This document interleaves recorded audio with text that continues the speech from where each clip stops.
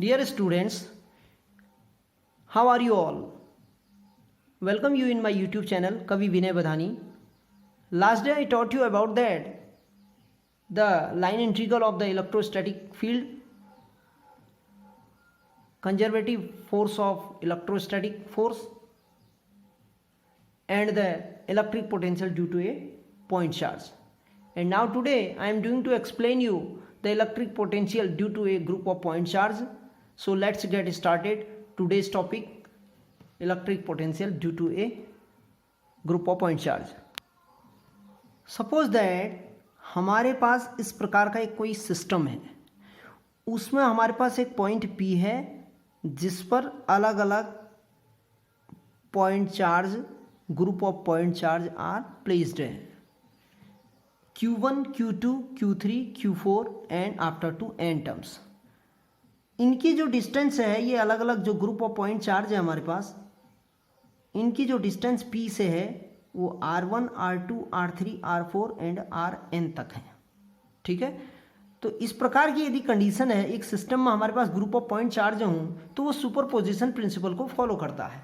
Superposition principle के बारे में मैं आपको इलेक्ट्रिक फील्ड के कंडीशन में बता चुका हूँ कि कैसे सुपरपोजिशन की कंडीशन आती है. सुपरपोजिशन की कंडीशन ये कहती है कि यदि हमारे पास एक ग्रुप ऑफ मल्टीपल चार्जेज हों, तो उसके पॉइंट P पर जो इलेक्ट्रिक पोटेंशियल होगा वो इन अलग अलग पॉइंट चार्ज के पोटेंशियल के अलजेब्राइक सम के बराबर होगा. कहने का मतलब यह है कि Q1 पर हमारे पास जो इलेक्ट्रिक पोटेंशियल होगा at a R distance from point P is V equals to V1 equals to 1/4πε0 Q1 upon R1 volt. Q2 पर V2 बराबर 1/4πε0 Q2 बटे R2.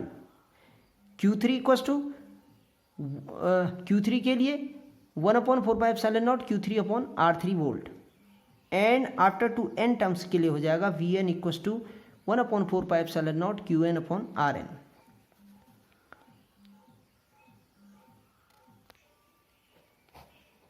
For Q1 the potential 1/4πε0 Q1 upon R1 volt. For Q2 V2 equals to 1/4πε0 Q2 upon R2 volt. For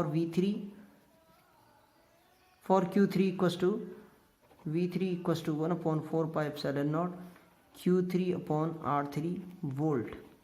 Similarly, for Q4, Q5 and after to n terms, Vn equals to 1/4πε0 Qn upon Rn volt. And this is equal to the algebraic sum of different types of the charges Q1, Q2, Q3. V equals to V1 equals V plus V2 plus V3 plus V4 after to Vn. Resultant potential. The value of V1 is here, V2 is here,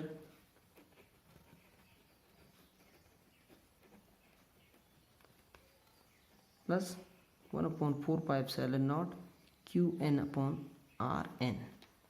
Clear it? Now the common point is this 1/4πε0 and inside is Q2 upon R2 plus Q3 upon R3 plus after to Qn upon Rn at point P. We can write this in this form, the value of this.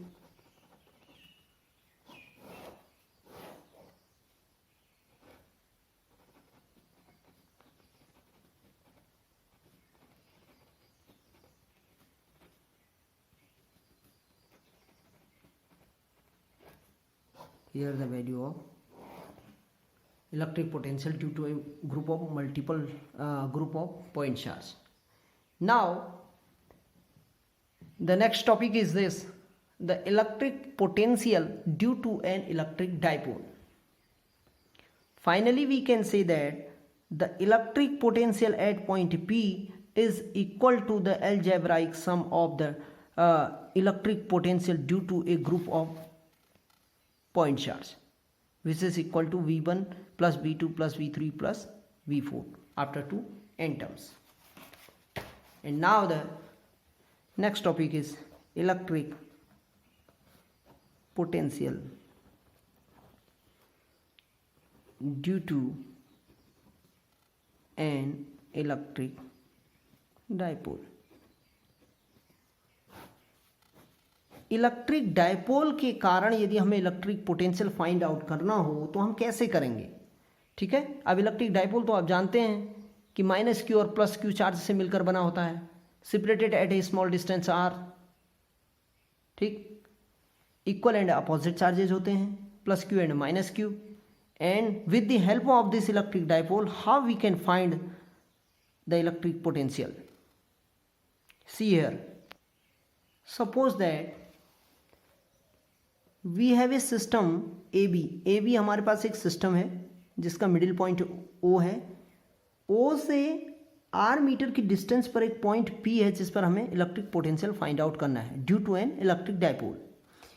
ए पर minus Q charge है, B पर plus Q charge है, because it forms a electric dipole. The middle point of O of this electric dipole and the distance from O to A or A to O is L and O to B or B to O is L, because विद्युत electric dipole की condition में 12 metre की distance पर क्या होते हैं, स्थित होते हैं. ऐसा करने से हमारे पास यदि इस टाइप की हमारे पास कंडीशन हो तो ये जो इसके पी के जो कोऑर्डिनेट्स होते हैं, पोलर कोऑर्डिनेट्स, वो आर एंड थीटा हैं. ये आर है पोलर कोऑर्डिनेट, ये थीटा है, which makes an angle theta from B. A point is C, another point is D, which makes an angle from A to the middle point O. Now इस OP पर हम AD और BC एक normal line खींच देते हैं. ठीक है, because the electric dipole length is very small. So it is clear that from the figure BP equal to CP, BP equal to CP. We can write this, हम इसे लिख सकते हैं OP minus OC. BP equals to CP और CP को हम क्या लिख सकते हैं, OP minus OC. It is clear that OP minus OC, OP distance is R, OC distance is minus L cos theta, because the horizontal component is cos theta and the vertical component is sin theta. इसी प्रकार AP बराबर क्या लिख सकते हैं, AP बराबर क्या लिख सकते हैं, DP लिख सकते हैं. और DP को क्या लिख सकते हैं हम, DP को क्या लिख सकते हैं हम, OP प्लस OD. तो ये कितना हो जाएगा, OP कितना है R, OD कितना हो जाएगा L cos theta. It is clear. अब electric potential due to positive charge Q. आप जानते हैं कि इलेक्ट्रिक पोटेंशियल Q चार्ज के कारण कितना होता है, V1 इक्वल्स टू 1/4πε0 Q1/R होता है. ये हमारे पास Q चार्ज के लिए होता है, Q/R होता है. ठीक है, तो यदि मैं इसे ऐसा लिख दूं, Q/R क्या है हमारे पास, या तो मैं इसे BP लिख सकता हूँ या फिर क्या लिख सकता हूँ, CP लिख सकता हूँ, अभी बताया था मैंने आपको। तो ये हो जाएगा VP की वैल्यू क्या है, R minus L cos theta, ठीक है, ये V1 की वैल्यू। अब इस माइनस Q चार्ज के कारण जो हमारे पास इलेक्ट्रिक पोटेंशियल होगा, electric potential due to minus Q charge, minus Q charge के कारण जो हमारे पास इलेक्ट्रिक पोटेंशियल होगा वो कितना होगा, V2 equals to 1/4πε0 Q upon AP हो जाएगा। फिर क्या लिख देंगे, AP DP लिख रहे थे, AP, और AP की वैल्यू क्या थी हमारे पास, R plus L cos theta. Clear है, इसको हम माइनस लिख देंगे, क्यों, क्योंकि माइनस चार्ज की बात हो रही है। अब the resultant electric potential at point P, अब इस पोटेंशियल की हमें P पॉइंट पर जो है, इस P पॉइंट पर हमें फाइंड आउट क्या करना है, इलेक्ट्रिक पोटेंशियल करना है। ये P क्या है, ये इलेक्ट्रिक डाइपोल है, dipole movement. Resultant electric potential at point P, V equals to V1 plus V2। V1 की वैल्यू क्या है, Q upon R minus L cos theta minus 1/4πε0 Q upon R plus L cos theta. ये minus Q charge के कारण आया। Common क्या हो जाएगा इसमें, Q upon 4πε0 1/R minus L cos theta minus 1/R plus L cos theta. Clear it, LCM ले लेंगे हम, तो हमारे पास क्या बच जाएगा,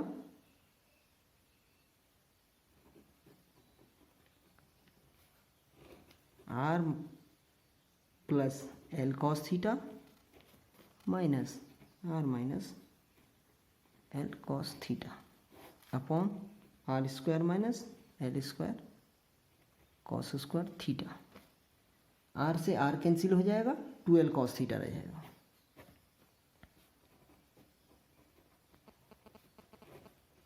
two L cos theta upon R square minus L square cos square theta.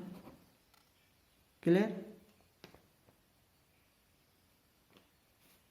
इसको हम क्या लिख सकते हैं, 2QL cos theta upon 4πε0 R square minus L square cos square theta.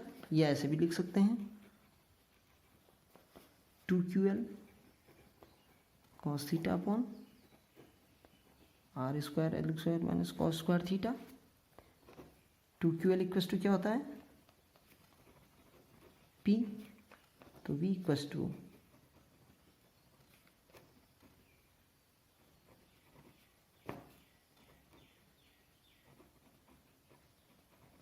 ये आ जाएगा। ठीक है, V equals to 1/4πε0 P cos theta upon R square minus L square cos theta. यदि L स्क्वायर इस R स्क्वायर की तुलना में बहुत स्मॉल हो, L square cos square theta is very very less than in comparison of R square, तो L square cos square की theta की वैल्यू 0 हो जाएगी। तब हमारे पास C बच जाएगा, रिमेन रहेगा R स्क्वायर। ये हमारे पास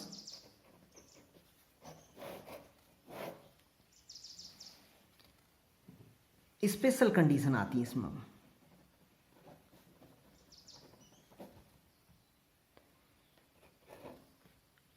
if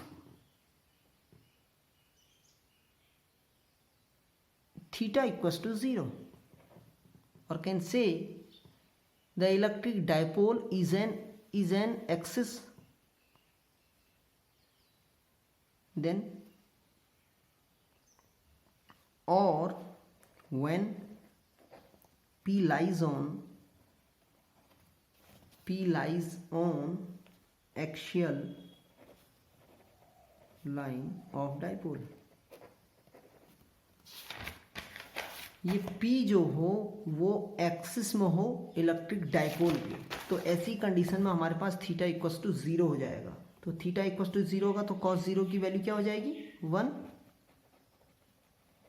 P upon R square volt, because cos theta बराबर cos 0 equals to 1।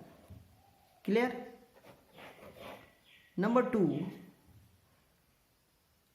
when P point is lies on equatorial line, P point is lies on equatorial line of dipole, then theta equals to 90, cos 90 equals to 0, then the above formula is P cos 90 on r square equals to 0, means the electric potential in an equatorial line of dipole is 0. The final condition in these two special condition, the electric potential due to a point charge is spherically symmetric. Note down this word, electric potential due to a point charge is spherically symmetric, and in the case of electric potential due to a dipole is an axially symmetric। Dipole के case में जो electric potential होता है वो axially symmetric करता है, और electric field electric potential due to a point charge के फील्ड में इलेक्ट्रिक पोटेंशियल जो होगा वो स्फेरिकली सिमेट्रिक होगा। तो it is enough for today and we will discuss about the next topic in next day. तब तक के लिए आप इसे रिवाइज करिए, जहाँ समझ में ना आता हो उसे टिक करिए और कमेंट करिए मुझे, और चैनल को अधिक से अधिक लोगों के बीच में सब्सक्राइब करें, शेयर करें, लाइक करें। ठीक है, थैंक यू।